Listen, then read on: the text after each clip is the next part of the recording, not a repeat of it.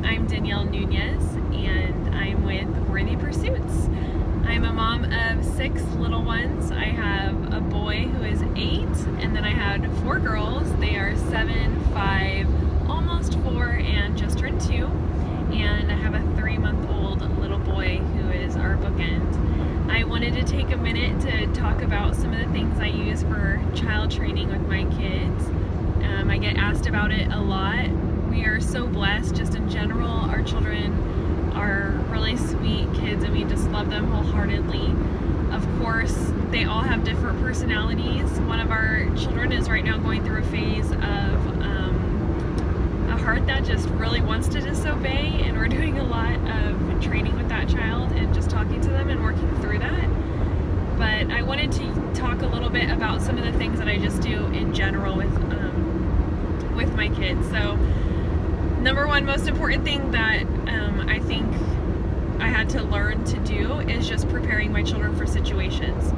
How I expect them to behave, what I expect from them. I think sometimes we get so used to being around adults that we forget they're little people who haven't been in all these situations before. And so talking to them about what we expect from them. So before I go into the grocery store, I talk to my kids about what I expect. You're not allowed to touch anything in the grocery store. Mommy will ask you to help me, and that's when you can pick things up off of the shelf, only when I ask you to help me. You're not allowed to ask for anything when we're in the grocery store. That's pretty much the rule. You stay by mom, and I have a thing where I'll say grab the cart, and they have to be close enough to me that when I say grab the cart, they can just reach out and grab the shopping cart. So because I have 6 kids that are so close in age, I can't fit all of my kids in the shopping cart. So I usually have the baby strapped to my chest. Yes, I shop with all my kids. I have the baby strapped to my chest, and then I have the 2-year-old and 3-year-old sitting in, if it's a double, otherwise it's just a 2-year-old sitting inside the shopping cart. And the rest of them are just walking alongside me. It looks kind of crazy, I'm sure. But I just tell my kids they have to be within reach of being able to grab the cart when I say it. Of course, I don't do it perfectly, but it's something that we're working on and that we talk about a lot. I'm early in the stage, so I have this transition process because I have so many kids now, that when my child goes from being the child in the cart to the one who's walking because there's another kid sitting in the cart, there's this process, this transition. In that transition time, what I do is I take that particular child grocery shopping by themselves, so it's just me and that child. I have no plan of actually purchasing a bunch of stuff. My whole goal is just to train that child how to go through the grocery store, and I tell them the rules, and then I go through and I'm grabbing things in my cart. Obviously nothing that would be frozen because I might have to leave the store with the child, so I'm just grabbing really random things, canned goods, whatever it's going to be, boxed items, maybe it's a trip to the Dollar Tree. And then whenever that child breaks the rule, I stop and I take that child out to the car and I discipline that child. And whatever your family uses for discipline is totally fine, but I suggest removing the child from that so there's a strong distinction between this is what I do not want you to do. So I do that for an entire shopping trip. And then depending on how well the child responded to that, I'll either do another trip like that, or then they're ready to now transition to be with the other kids. Now when I'm doing it with the other kids because I'm slightly distracted, I'm not gonna do a huge trip for that one either. I'm going to, sorry, ambulance just drove by. On that trip that I bring the child back with me on, with the other kids, it's again gonna be just getting a few things just so that child can get used to how they're supposed to behave. A lot of times moms just want to grab your kid and take your kid to the grocery store, and then they get upset with their child because they're grabbing things, but you have to train your child how to respond, how to behave in a grocery store. So that's just an example of preparing my child for the circumstances that we're going into. Another thing would be if I'm going to see family and I want my child to say hello to everyone. In the car right before we get there, we always pray. We ask the Lord to let us be a light to others, to allow the person whose home we're going to not be stressed. Lord, please help us to bless this person. We talk about in the car, what are some ways that we can serve the people that we're visiting right now? And one of the kids will say, I can help pick up trash after we eat. I can, and they'll just say things that they can do. They'll say things sometimes at their level. Sometimes they'll want to help with things that they can't help with, and so I'll have to talk to them about that, and give them examples of ways that they can help. I also talk to them about when we meet someone, I want you to look at their face and say, hello, so-and-so, my name is blah, blah, blah. If it's someone new, it's nice to meet you. If it's, an aunt or an uncle, I'll tell them, make sure you don't run to your cousins, but you go and give them hugs too. That's a reminder for myself also, because I always just want to steal the baby and I forget to say hi to my sisters and my brothers.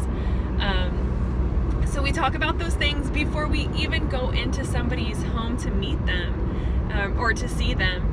So my children are prepared, and then I can give them a little reminder if they're forgetting.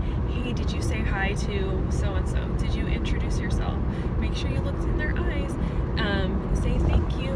But they're all things that we just talked about before they got there. Other things would be, my kids have a hard time. They're actually better now that they're older, but when they were little, they would cry a lot when I would pick them up from their grandparents' house, because Mammy and Pappy are so much fun and Grandma and Grandpa are so much fun. So I would pick them up and they would just be melting down in the car because they wanted to stay there. So I had to talk to them about, when Mommy picks you up, it's not kind for you to be crying to stay with them. We know that you love them and we're so happy you're having fun with them. But when Mommy comes to pick you up, it's now my time to have you. And so you need to say goodbye and you need to be kind to Mommy and show Mommy that you love me by putting on a happy heart. And depending on their age, you can talk to them about different things with that. It's not an issue now, but when my kids were like 2 and 3 years old, they would just cry, because who doesn't want ice cream all day, right? And so that's just something that I would do to prepare them. I think a lot of the strife, a lot of the struggles and issues that arise in parenting when they're very little is that our children haven't been trained properly, and so we expect them to be like little adults and to go into a new situation and just know how to respond, and we didn't take the time to train them. So I just encourage you as a mom, take some of that time aside, set time aside. If you notice that, wow, every time you go to the grocery store you can't take your children because it's so overwhelming, then take time to train your children to be able to handle going to the grocery store.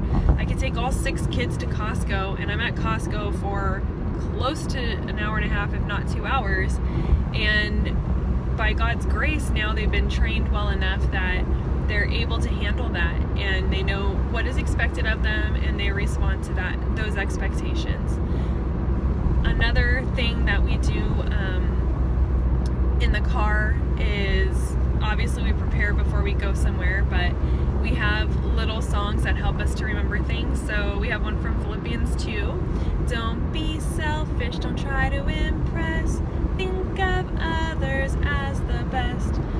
So if somebody is being selfish, I will, we'll say, what are you supposed to do? Don't be selfish. Don't try to impress. And we'll say our little, they'll sing their little song. If somebody is talking a lot about themselves, how great they are, how well they can do things, we'll sing that song to remind them. That's another thing I also have been more recently focused on preparing my kids, is when somebody tells you something, don't right away try to top their story. So if another kid tells you they have $10, don't say, well, I have $20 at home. Instead, ask them questions. So our new rule for the older ones is, before you can talk about yourself, you need to ask the other person 2 questions. So we've been practicing that a lot. So somebody says they have $10. You say, wow, how did you get the $10? Or what do you plan to spend that $10 on? Do you plan to save that money? These are all questions that they can use. And then they can say, I earned $20 when I blah, blah, blah. Or I got $20 for my birthday. But to be others focused. And that song is one of the things that we use to help remind the kids of that. Another song that we use is, obedience is so huge with little kids. They need to obey right away the first time especially because I have a lot of children, but if a car is coming down the street and I yell to my child, get out of the street, I don't want my kid to stand there and go, why? Why do I have to get out of the street? Why can't I stay in the street?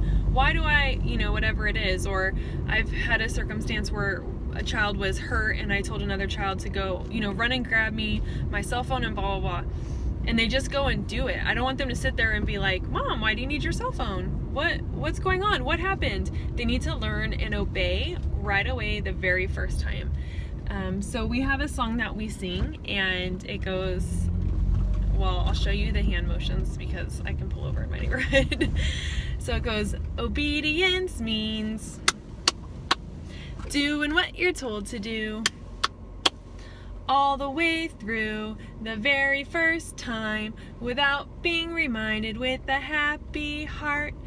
And we just sing that song as a way to remind us what it means to obey. And so obedience is something, honestly, that is talked about every single day in my house.